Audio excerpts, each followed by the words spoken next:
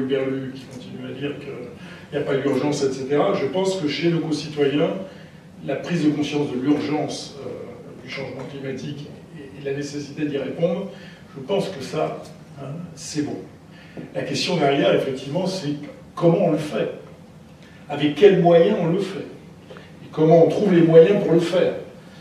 Je rappelle, pour reboucler un peu sur l'actualité, que les fameuses taxes sur l'essence qui ont créé, ont été le point de départ de la crise des Gilets jaunes, c'était, alors pas complètement dans les faits, mais en tous les cas en termes d'affichage, c'était ce qu'on appelle une taxe carbone, donc censé être une taxe vertueuse. On augmente les taxes sur ce qui pose problème d'un point de vue écologique et on utilise ces rentrées fiscales-là pour développer effectivement les énergies non polluantes, isoler les habitations, etc. Bon, le problème en France, c'est qu'on prélevait beaucoup de taxes et il y avait très peu d'argent qui allait vers la transition écologique. Mais en tous les cas, je pense que les Français ont compris comment tout ça fonctionne, de la même manière que l'augmentation des prix d'EDF, qui à mon avis est en train de monter, puisque 5,9% au mois de juillet prochain, là aussi il faut comprendre pourquoi. C'est pas parce que le coût de l'électricité qu'on produit en France devient plus cher, c'est parce qu'on finance effectivement au travers de ça l'électricité produite par les éoliennes et d'autres dispositifs qui coûtent plus cher que le nucléaire aujourd'hui, ce qui n'évacue pas le problème de la rénovation de nos centrales nucléaires. Enfin, voilà, je pense que la prise de conscience, elle existe en France, elle existe partout en Europe. Maintenant, c'est comment est-ce qu'on dégage les moyens pour aller vers cette transition énergétique. Et certains émettent l'idée, effectivement, qu'on pourrait avoir des fonds européens, en tous les cas, des sommes au niveau européen, à un niveau relativement important, qui permettent d'aider les États à aller vers cette transition écologique. Quand vous regardez l'Europe, les pays sont à des degrés... Alors c'est vrai qu'on a toujours tendance à considérer que la France est un mauvais élève, mais en Europe, pas tant que ça. Et d'abord parce qu'on a nos centrales nucléaires. Regardez en Pologne, ils utilisent essentiellement le charbon pour produire leur électricité. Leur bilan carbone, c'est une catastrophe absolue. En Allemagne, ils ont fermé des centrales nucléaires pour ouvrir des centrales à charbon. C'est une aberration, du point de vue, effectivement, du réchauffement climatique. Donc, on aurait besoin, effectivement, enfin, tous les pays européens, comme tous les pays du monde, ont besoin de s'engager sur cette transition énergétique. La question, c'est avec quels moyens on le fait. Et ça, on a du mal à les dégager dans le budget français. On verra ce que dit le président de la République suite à la crise des Gilets jaunes. Est-ce qu'au niveau européen, on pourrait avoir effectivement un fonds consacré à ça? Je pense que c'est effectivement une très bonne question pour aider certains pays qui en auront plus besoin que d'autres. Sur l'Europe sociale. Alors ça, c'est effectivement une grande question. Si en 92, j'ai voté non à Maastricht, c'est bien parce que, alors pour plein de raisons, on pourrait réévoquer les positions de Philippe Séguin à l'époque, outre les problèmes de souveraineté, etc. C'est parce que j'avais bien conscience à l'époque qu'avoir une monnaie commune, avec des règles communes, les fameux 3% de déficit, une dette pas plus haute que 60% du PIB, mais avec des disparités très importantes entre pays européens, ça nous conduirait dans les difficultés. Et c'est au bout du compte ce qui s'est produit, en tous les cas pour la France. Il y a un pays européen qui s'en sort très bien, c'est l'Allemagne, parce que l'euro est une monnaie qui a été, alors je ne vais pas dire volontairement ou involontairement, mais qui est taillée pour l'Allemagne, et les autres étaient priés de bien vouloir s'adapter. Et nous, s'adapter, je ne sais pas si on n'a pas voulu le faire, ou pas pu le faire, ou pas su le faire, mais en tous les cas, force nous est de constater que l'euro n'est pas une aubaine, n'a pas été une aubaine pour l'économie française. Quant à l'aspect social, alors là, c'est encore pire, puisqu'à partir du moment où vous avez des pays, enfin, comme la France, on peut dire ce qu'on veut de la protection sociale, mais en tous les cas, par rapport à d'autres pays européens, elle est à un niveau bien plus élevé que ce qu'on peut connaître. Même en Allemagne, encore il y a quelques temps, parce qu'il n'y avait pas de SMIC en Allemagne jusqu'il y a encore quelques années, c'est seulement une invention nouvelle, il y a un SMIC ici depuis des années. Donc, entre des niveaux de protection sociale très différents d'un pays à l'autre, très différents, et des économies qui ne s'en ressemblaient pas, et j'arrête, effectivement, on allait aboutir à la situation qu'on connaît aujourd'hui. Alors, est-ce qu'on peut imaginer que dans 10 ans, 15 ans, 20 ans, on aboutisse effectivement à une Europe dont les règles sociales seraient les mêmes pour les 28 pays européens? Aujourd'hui, j'ai envie de dire que ça me semble complètement illusoire, tellement les écarts sont encore importants, notamment avec les derniers pays entrés dans l'Union. Donc c'est sûr que c'est un objectif vers lequel il faut tendre, parce que rien de pire que cette concurrence au sein de l'Union européenne. Alors, on peut revenir sur l'affaire des travailleurs détachés, mais ce qui avait été imaginé au départ était une aberration. C'est-à-dire permettre, au nom de la libre circulation des personnes, des personnes et des biens, permettre à un travailleur polonais ou d'Europe de l'Est de venir travailler ici avec le salaire quasiment qu'il percevait là-bas et un niveau de protection sociale qui n'avait rien à voir avec celui du travailleur français, bien évidemment qu'il y avait des distorsions de concurrence énormes. Et ça, c'était une idée qui a pourtant été mise sur la table à l'époque au sein de l'Union européenne. Et il aura fallu attendre bien des années pour qu'on change les règles et que le niveau appliqué aux travailleurs venant d'un autre pays soit le même que celui des pays, du pays dans lequel il va travailler. Bon, j'arrête là parce qu'après... Ouais. Ce que j'entends par approche sociale de l'écologie, c'est le contraire de ce qu'a fait le gouvernement par rapport à la taxe carbone. Il ne faut jamais, c'est pour ça que j'ai réagi quand tu as dit social ou écologie, je pense qu'il ne faut jamais opposer le social et l'écologie, sinon l'écologie est morte. Les gens, c'est normal, dans ce cas-là, privilégient le social.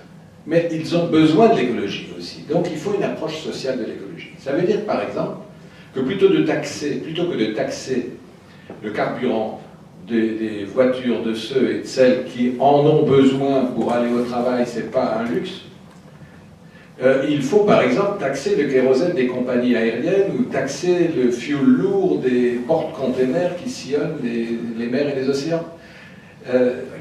C'est multiplier, mais massivement, le rail au détriment de la route. C'est faire comme les Suisses, faire du ferroutage, mettre les poids lourds sur les rails. Vous voyez, faut savoir ce qu'on veut.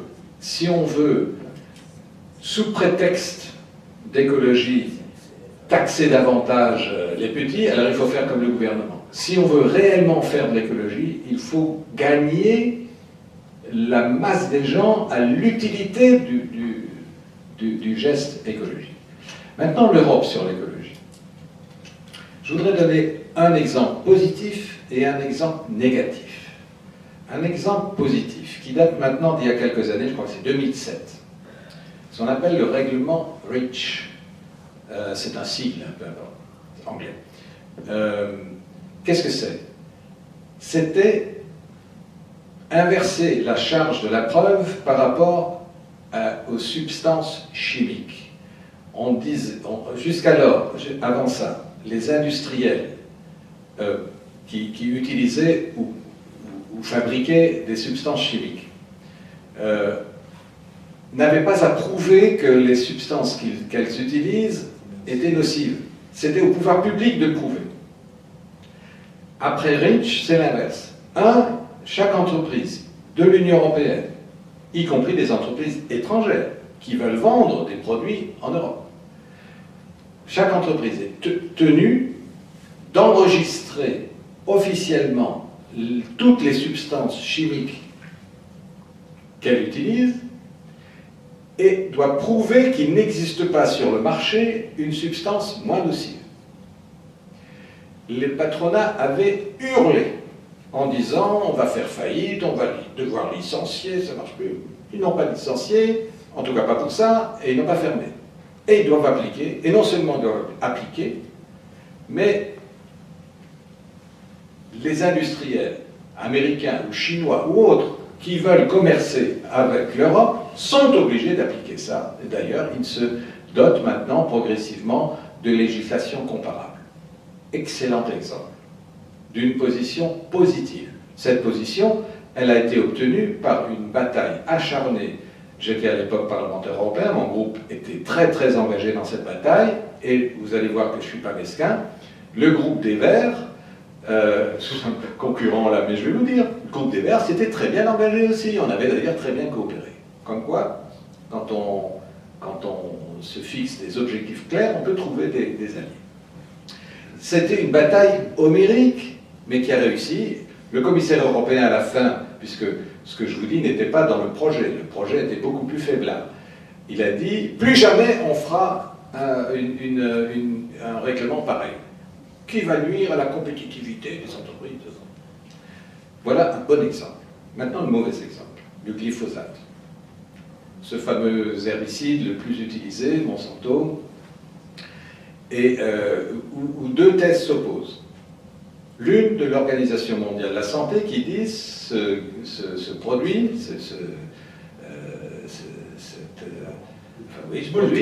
cette molécule est cancérogène probable. Et l'organisme chargé de veiller à la sécurité sanitaire au niveau de l'Union européenne dit ce produit n'est pas un cancérogène probable. Petit détail, ils évaluent ils fabriquent leur avis sur la base d'évaluation des laboratoires qui fabriquent ces molécules. Vous comprenez la suite.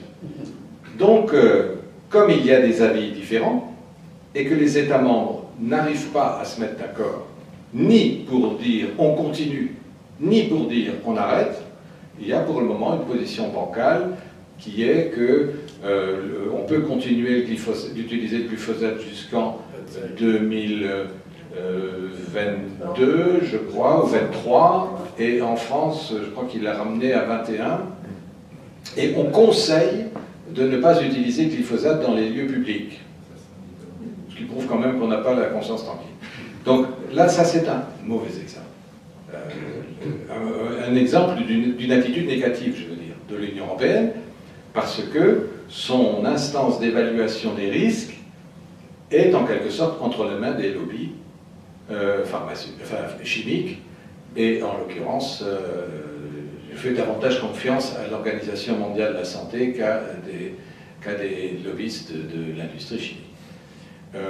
Donc voilà, à vous de choisir lequel type d'Europe vous souhaitez. L'Europe qui a fait REACH ou l'Europe qui patine sur le glyphosate. J'imagine que vous choisissez comme moi la première.